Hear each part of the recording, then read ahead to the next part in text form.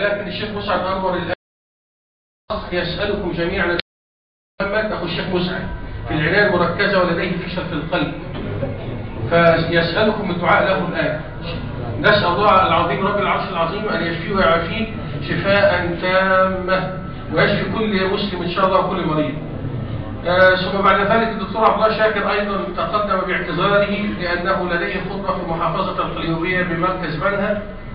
وطبعا اخونا الشيخ خالد بتاع مسجد زياد كان من المقرر هيجيب لنا الشيخ عبد الله كامل، وللاسف الشيخ خالد زوجته ايضا في العنايه المركزه في غيبوبه،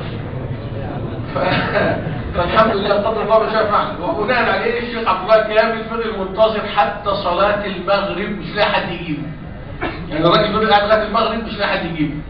فان شاء الله في الطريق الشيخ طه يعقوب، ومعنا الشيخ اخواننا في الله اخونا الشيخ محمد عمر، وان شاء الله سنفتتح يعني هذا اللقاء الطيب بكلمات الله عز وجل، كتاب الله يعني خير مفتتح نفتتح به هذه الليله. اخونا القارئ احمد من جمهوريه روسيا.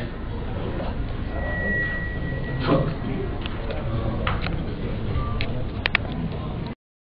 بالله من الشيطان الرجيم. لئن لم ينته المنافقون والذين في قلوبهم مرض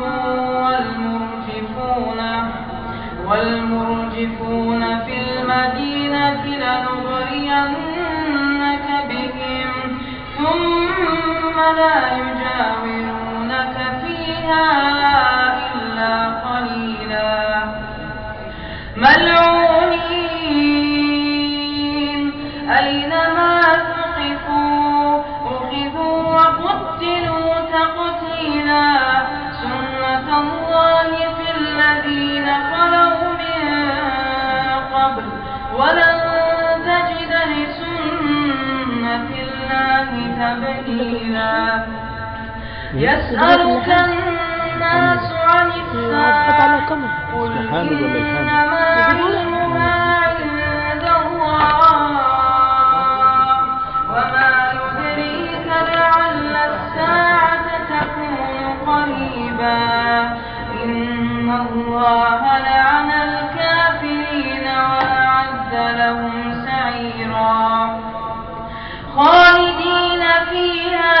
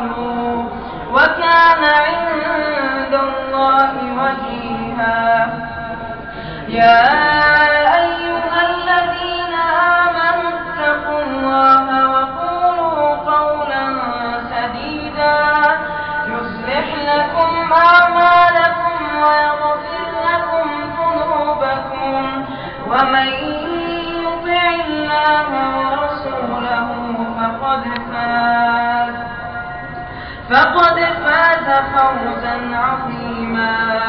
إنا عرضنا الأمانة على السماوات والأرض والجبال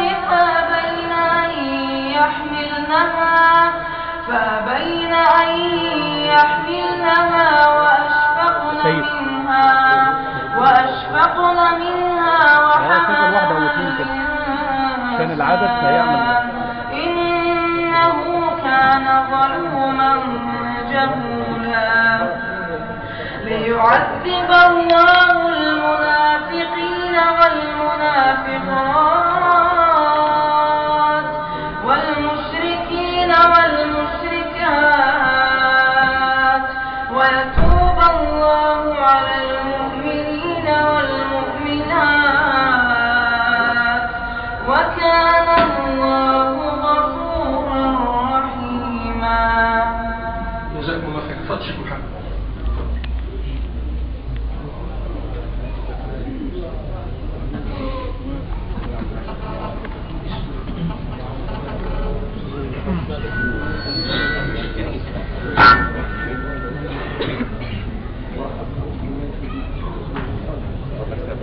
اقعدي هنا، اقعدي.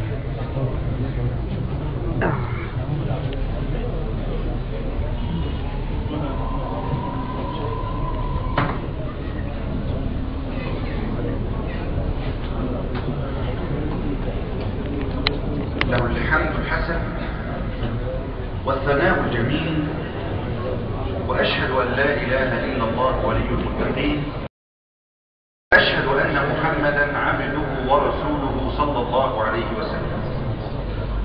اللهم صل على محمد وعلى آل محمد كما صليت على آل إبراهيم إنك حميد مجيد.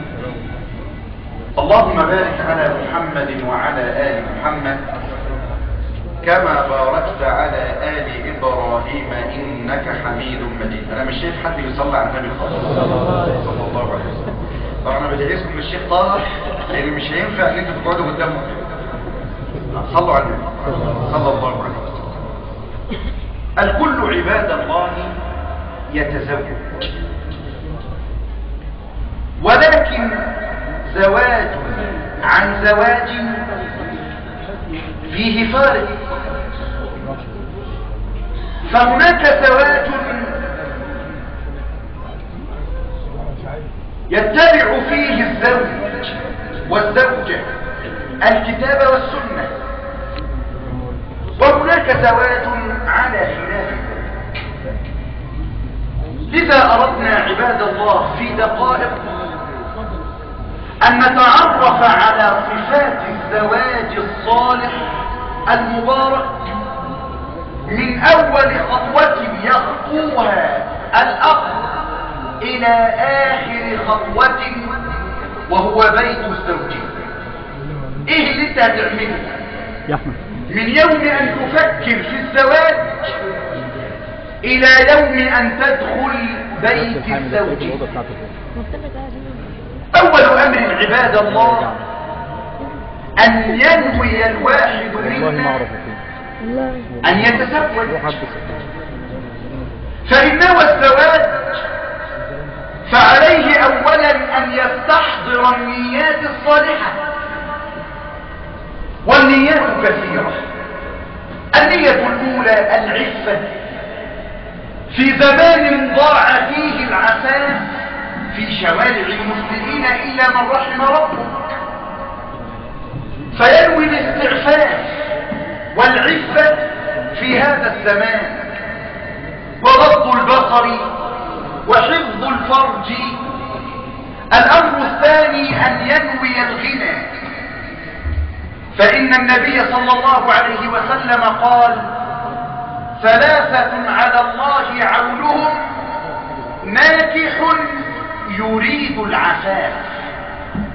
فسبب من أسباب الغنى وسبب من أسباب الرفعة أن تتزوج، العفة والغنى والولد.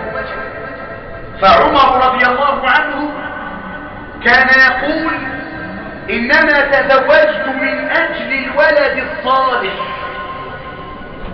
فهذه نية صالحة أيضا. فإذا فكرت في الزواج يا عبد الله فعليك أن تبدأ أولا بنية صالحة أو بجمع النوايا الصالحة في الزواج. لأنني أسأل كثيرا من الشباب في هذا الزمان: لماذا تريد الزواج؟ يسكت،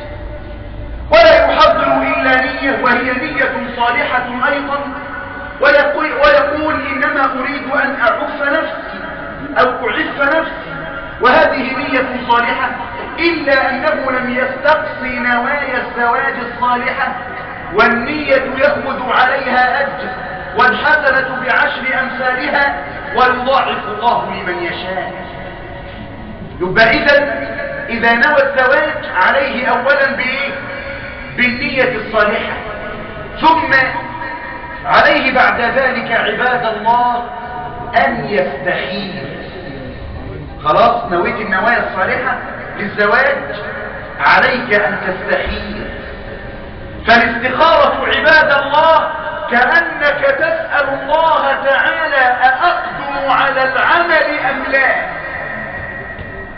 ويجب على كل مسلم ليس في الزواج فقط، لا، إنما في كل عمل من أعمال الخير، وفي كل عمل من أعمالك الدنيوية والأخروية، أن تستخير الله سبحانه وتعالى. الاستخارة استشارة الرب سبحانه وتعالى فيما تفعل، أتقدم عليه أم لا؟ أهو خير لك في حالك ومآلك أم لا؟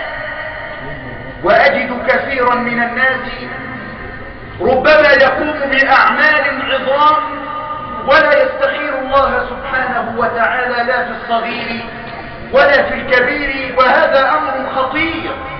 قال أحد السلف: لو استطعت أن أستخير في شراك النعل لاستخرت.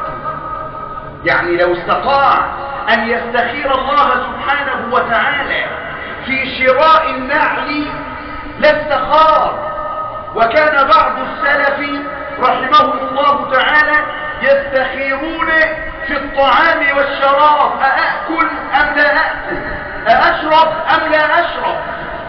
وسيدنا الشيخ أبو ذر القلموني حفظه الله تعالى وهو في زماننا، ليس في زمان السلف إنما في زماننا وعلى قيد الحياة، كان يقول: إن بادرني الأمر ولم أستطع أن أصلي ركعتين أقول: يا رب خير لي واختر لي، خير لي واختر لي، حتى إن سألوني في الشاة أنضع لك ملعقة أم ملعقتين؟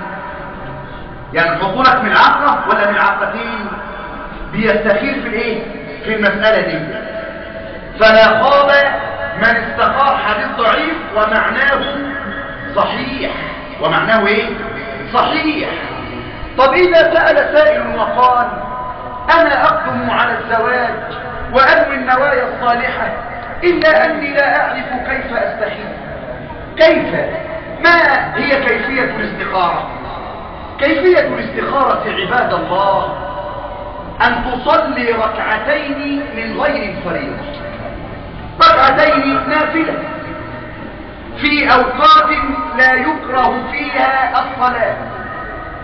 ثم بعد التشهد علمنا رسول الله صلى الله عليه وسلم دعاء عرف بدعاء الاستخارة. قال ابن مسعود: كان رسول الله صلى الله عليه وسلم يعلمنا الاستخارة في الصلاة، يعلمنا الاستخارة كما يعلمنا السورة من القرآن. يعلمنا السورة من الايه؟ من القرآن. يعني نص، كما أنك تحفظ السور كذلك تحفظ دعاء الايه؟ دعاء الاستخارة. هذا هو المؤمن. فتقول: اللهم إني أستخيرك بعلمك وأستقدرك بقدرتك وأسألك من فضلك العظيم، فأنت تقدر ولا أقدر، وتعلم ولا أعلم، وأنت علام الغيوب.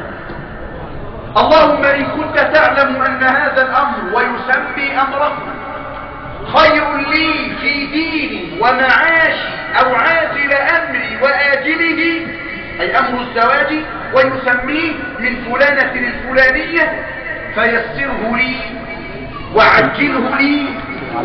وإن كان شرا لي في ديني ومعاشي وعاقبة أمري، أو قال عاجل أمري وآجله، فاصرفه عني واصرفني عنه، وعجل لي الخير حيث كان، ثم ارضني به. هذا هو دعاء ايه؟ هذا هو دعاء الاستخارة عباد الله.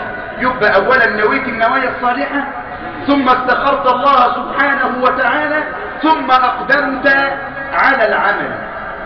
واحد يقول لي طب انا عارف ان الاستخارة دي، خلي بالكم معايا وسيبكم من الشوكولاته وصلوا على النبي صلى الله عليه وسلم. شوكولاته ملحوجه يعني، الشيخ خالد كريم مجاهد ما شاء الله، الله يبارك فيك. يبقى ايه؟ يبقى اولا قلنا النية الصالحة، وان تستقصي النوايا الصالحة في الزواج، وقلنا النية بأجر، والاجر الى 700 ضعف، ويضاعف الله لمن يشاء. ثم الاستخارة. طيب يا اخواني، علمنا كيف نستخير. بعض الناس يقول لك لا، الاستخارة عندي ان ارى رؤيا في المنام، ان انا اقدم على هذا العمل ام لا اقدم. هذا خطأ. لا، طالما قد يسر الله عز وجل لك العمل الذي استخرت الله فيه خلاص، فهذا رضا من الله سبحانه وتعالى عن العمل، او هذا بشرى خير من الله سبحانه وتعالى، انه يقول لك سر ولا تخف على بركة الله، فتسير الى هذا العمل وهو الزواج المبارك. طيب، نقف عند مسألة اخرى، وهي مسألة الاختيار. استخار وخلاص هيبدأ يبحث عن زوج. يبحث عن ايه؟ عن زوج. كيف يختار زوجة صالحة؟ يعمل ايه؟ يروح لواحدة عندها اطيان اموال، يروح لواحدة راكبة سيارة اخر موديل، عم الشيخ ونس، يروح لواحدة كده ولا ايه؟ انتوا ايه رأيكم؟ لا، رأينا يا اخوانا، وشرع الله عز وجل اولى ان يختار مرأة صالحة. يسأل بتصلي الصلوات الخمس في جماعة، يعني في بيتها في وقتها ام لا؟ تحافظ على صلاة الفجر ام ايه؟ ام لا؟ المرأة ديت اللي انت رايح لها ديت بتصلي الفجر ولا لا؟ بتحافظ على الصلوات الخمسة في جماعة، يعني في وقتها ولا لا؟ هذه المرأة تطبق سنة النبي صلى الله عليه وسلم في لباسها أم لا؟ هذا هو الباقي لك يا عبد الله. أما من يبحث عن المال فالمال إلى زوال. لذا قال النبي صلى الله عليه وسلم فاظفر بذات الدين تربت يداك. يعني ايه؟ يعني لن يبقى لك إلا ماذا؟ إلا الدين. فخذ هذه المرأة سواء كانت فقيرة أم غنية، سواء كانت كبيرة أم صغيرة، اختار أما لأولادك. أجد كثيرا من الشباب يحوم حول الجميلات، وأجد كثيرا من الشباب يحوم حول صاحبة المال، وأجد كثيرا من الشباب يحوم حول هذه وذاك. لا، هم حول صاحبة الدين ولا تندم. خلاص يا اخوانا، صاحبة الدين وفقط، المرأة الصالحة. طيب، ذهبت إلى الرؤية الشرعية.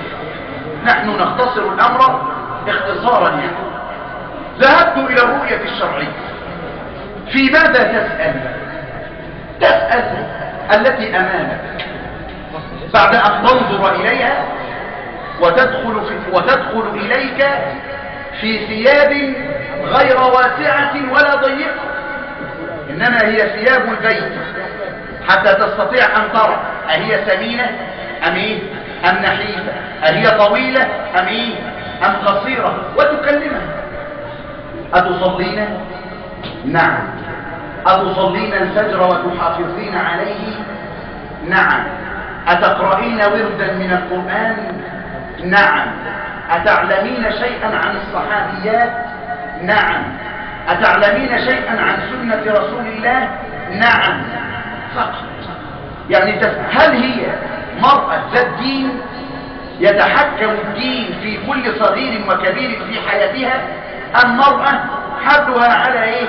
على غاربها كما يقولون، وتنطلق يمة ويسرى؟ لا، معاذ الله سبحانه وتعالى أن نذهب إلى مرأة كهذه.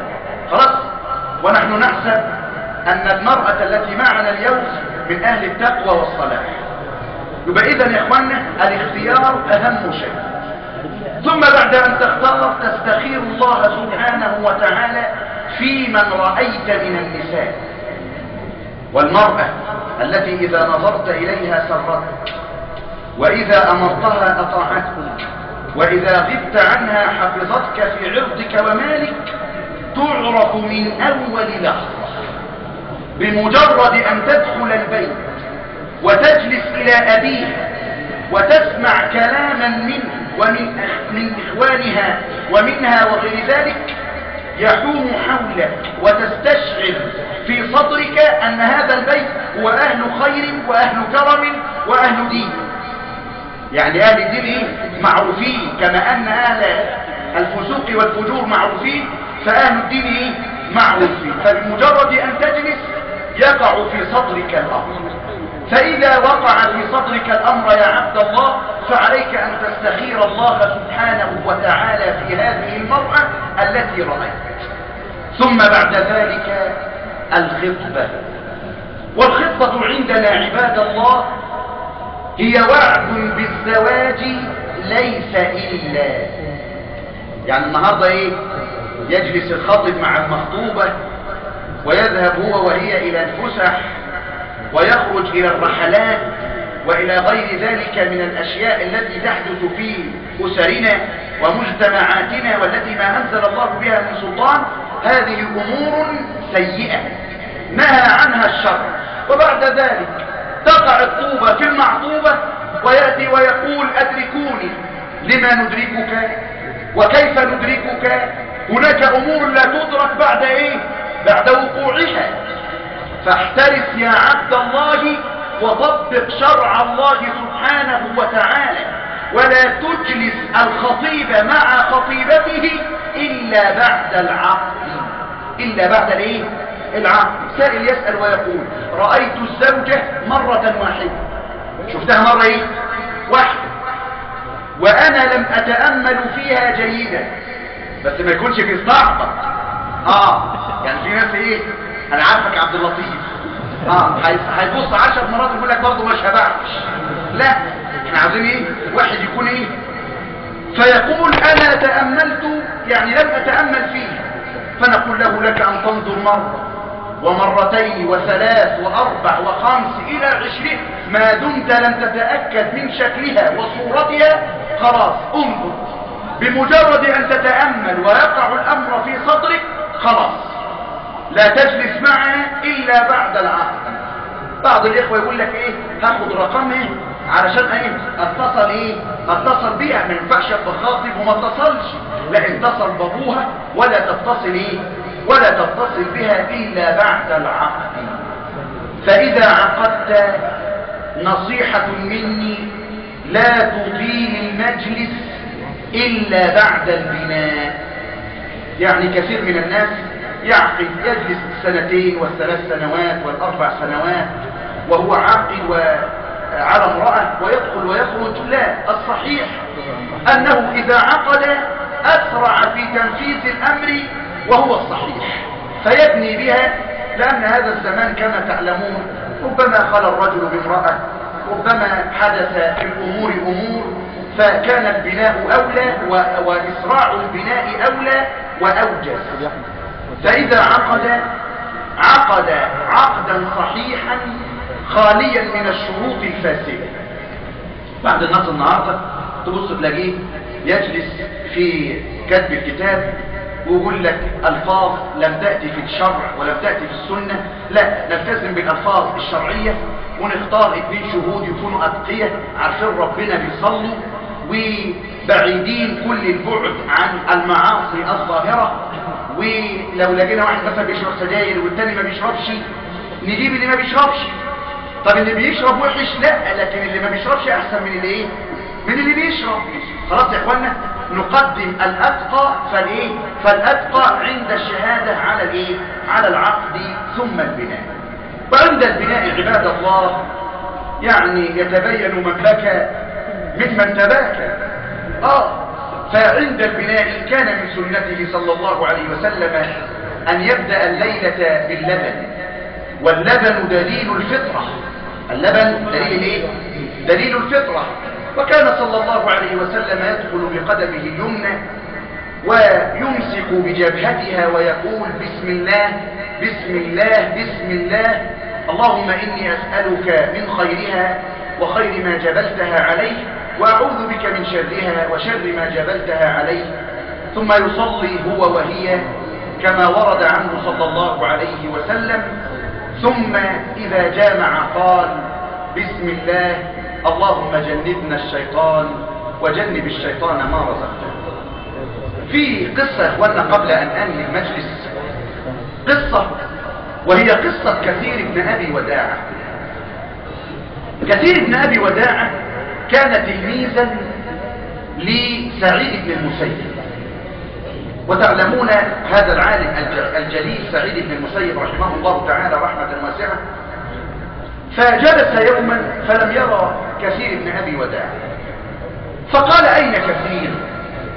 قالوا مات. قالوا ماتت زوجته. ماتت زوجته. فقال لما لم تخبروني؟ قالوا ماتت منذ يوم أو يومين. فلما جاء كثير قال يا كثير أماتت زوجتك؟ قال نعم. قال أتزوجت؟ قال لا. قال لما لم تتزوج؟ قال معي دينار أو دينارين فمن يزوجني؟ ده انا اللي حيلتي جنيه او 2 ايه او 2 جنيه، مين اللي هيجوزني؟ قال فكان سعيد بن المسيب يحافظ على تكبيرة الإحرام 20 سنة، ولم يؤذن المؤذن في المسجد إلا وسعيد فيه منذ 20 سنة. قال كثير وكنت صائما في يوم الاثنين، يعني في يوم من أيام الاثنين. قال فرأيت الباب يطرق. خلي بالك المرأة التي ستكون معنا الآن تقدم لها من؟ تقدم لها الوليد بن عبد الملك. الوليد بن عبد الملك ابن مروان ابن أمير المؤمنين. وسبحان الله العظيم رفض سعيد بن المسيب أن يزوجها للوليد بن عبد الملك، فجلده في يوم شديد البرد 70 جلدة ولم يستجب له. قال له لا الوليد هيتزوجه ولا هي هتتزوج مين؟ الوليد. خلاص يا اخوانا، ايه اللي حصل؟ قال كثير فجلست أعد الفطور، طبعا مراته ميتة هو اللي بيعد الإفطار. قال فوجدت الباب يطرق. الباب بيخبط. مين؟ قال سعيد. قال تذكرت كل سعيد في الدنيا إلا سعيد بن مين؟ إلا سعيد بن المسيب، لأن أنا عارف إن سعيد فين دلوقتي؟ في المسجد. بقاله 20 سنة لا يرى قفا أحد في الصلاة، و40 سنة لا يؤذن المؤذن إلا وهو فين؟ في المسجد. قال سعيد فلما فتح قال سعيد بن المسيب قال لا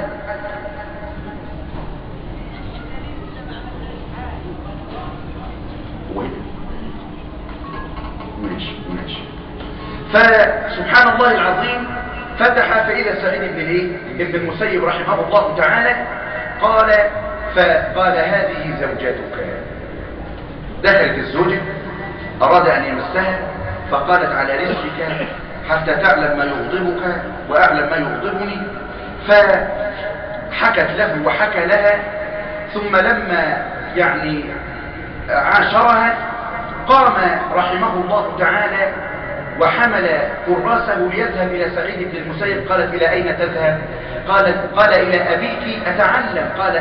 قالت اجلس أعلمك علم أبيك. فهذا هو الزواج يا اخوان. الزواج يكون يسير وبسيط وليس فيه تكاليف ولا مشقة على الزوج ولا من ناحية الزوجة. وأسأل الله عز وجل أن يبارك للزوجين، اللهم بارك لهما وبارك عليهما واجمع بينهما في خير. وعلى خير طائر يا رب العالمين. أقول قولي هذا وأستغفر الله العظيم لي ولكم. سيلقي علينا كلمة أو درسا في الزواج، فليتفضل. السلام عليكم. وعليكم السلام. طبعا الناس دي مش جايه تاخد درس.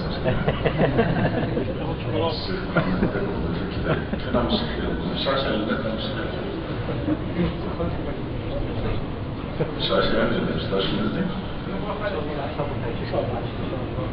اعتبر زي ايه؟ إن الحمد لله نحمده تعالى ونستعينه ونستغفره ونعوذ بالله تعالى من شرور أنفسنا وسيئات أعمالنا، من يهده الله فهو المهتد ومن يضلل فلا هادي له. وأشهد أن لا إله إلا الله وحده لا شريك له، وأشهد أن محمدا عبده ورسوله. اللهم صل وسلم وزد وبارك على عبدك ونبيك محمد صلى الله عليه وآله وصحبه أجمعين. طبعا الشيخ محمد استفاض في المسألة وأجاد وفصل وأصل، فمفيش كلامه على كلامه. بس طبعا في الأفراح مش عايزين القضايا العلمية والتأصيل ده، فأنا هتكلم معاكم 5 دقايق ونمشي على طول. فأول ما نبدأ بطرفة كده، إن الرجل كان متزوجا من امرأة، كان متجوز من مين؟ ده عادي طبعا مش كده؟ فكان متجوزها، فايه طالع نازل بحبك بموت فيك، انا نفسي، انا اتمنى، انا فالراجل لقى الست دي عامله معاه شغل جامد قوي، فقال خلاص انا لازم اكرمها، فوداها تحج. حجت ورجعت بطلت الكلام ده كله. فالراجل مستغرب جدا، يعني انا وديتك تحجي تيجي تبطلي الكلام ده كله؟ فبيقول لها انت من ساعه ما رجعت من الحج بطلت الكلام ده ليه؟ انت اصلا بطلت كده.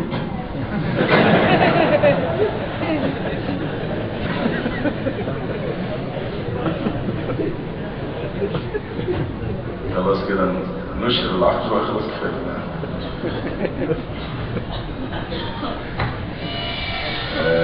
وإن كان الأصل يعني لما نيجي نتكلم على البيوت، بس الله سبحانه وتعالى أن يستر بيوت المسلمين وأن يدخل عليها الفرح والسعادة. لما نيجي نتكلم على بيوت المسلمين تفتقد شيئا، ما أعرفش أن المسمى الشرعي فيها إيه، لكن تفتقد شيئا من الرومانسية. ما أعرفش الرومانسية اسمها إيه في الشرع؟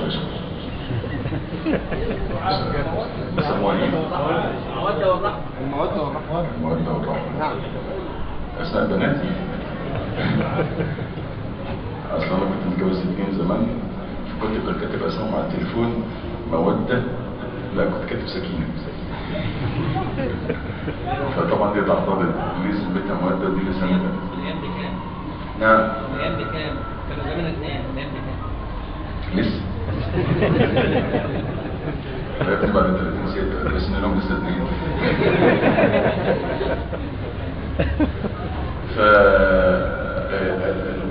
بيوت المسلمين تفتقد شيئا من الحب، بلاش رومانسية، الحب. عندما تنظر إلى رسول الله صلى الله عليه وسلم، أنا عايزك تركز بس، يعني أي واحد يجي يقول لي إنه مشغول فيقارن نفسه برسول الله صلى الله عليه وسلم. رسول الله صلى الله عليه وسلم كان يقود دعوة ويقود أمة ويقود مسلمين ويقود جيوش المسلمين، وكان يعلم ويؤدب ويربي ويصلح ويقضي حاجة المرأة واليتيم والمسكين، ومع ذلك يقول لك ايش ايه؟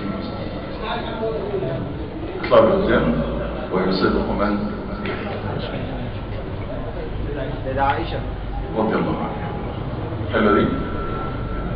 فعلا لو كل واحد فينا بدأ يبص، هل فينا واحد يقدر يفكر ان يسيب مراته؟ يعني ايه موضوع الحب والمودة شيء في منتهى البساطة. احنا عايزين الناس تقعد عم الشيخ خالد، اقعد عم الشيخ خالد مش فاهم عشان شيء الناس النهارده ان شاء الله. يعني احنا عندنا شيخ الاسلام بيقسم ان شاء الله ل2، فلما سالوه قال ايه؟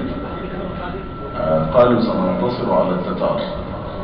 فقال إن شاء الله تحقيقا لا تعليقا. فشيخ الإسلام حط 2 من إن شاء الله، تحقيقا والتاني إيه؟ تعليقا. وأنا حطيت واحدة ثالثة الإخوة بيستخدموها الأيام دي اسمها توزيعا. أي حد يقول لك إن شاء الله تبقى عارف إنه بيعمل إيه؟ صح يا خالد؟ تعمل غرفة؟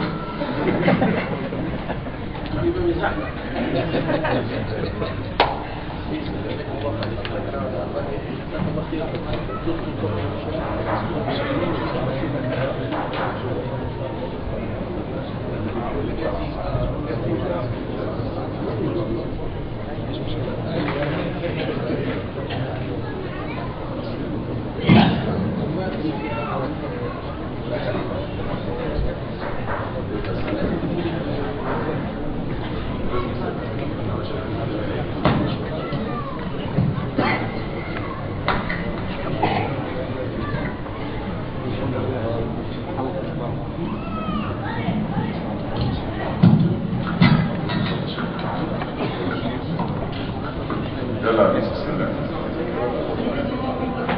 الناس كلها تصفر طريقة تصفر.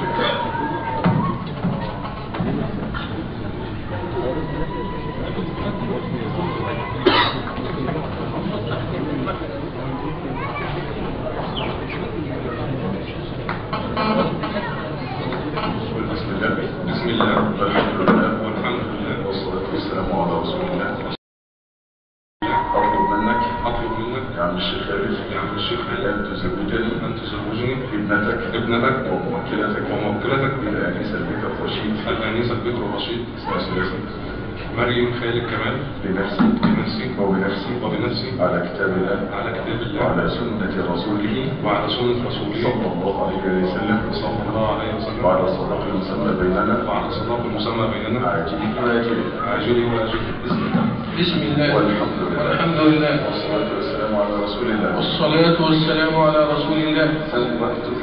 زوجتك ابنتي مريم خالد محمد حماد محمود عبد الحليم محمود إبراهيم عبد الحليم ابنتي وموكلتي بالآنسة البنت الرشيد مريم خالد محمد كمال لنفسك وبنفسك على كتاب الله وعلى سنة رسوله صلى الله عليه وسلم وعلى الصداق المسمى بيننا عاجله وآجله. قبلت منك زواجها لنفسي وبنفسي والحمد لله أولا وآخرا وظاهرا وباطنا وصلى الله على نبي محمد وآله وصحبه أجمعين. كده تم العقد بوجود ولي العروس والعريس والشهود. كلنا نبارك العريس ونقول له بارك الله لك وبارك عليك وجمع بينكما في خير. ولي العريس اكتفى بالشوكولاته خلاص الله خير. مبروك عليك.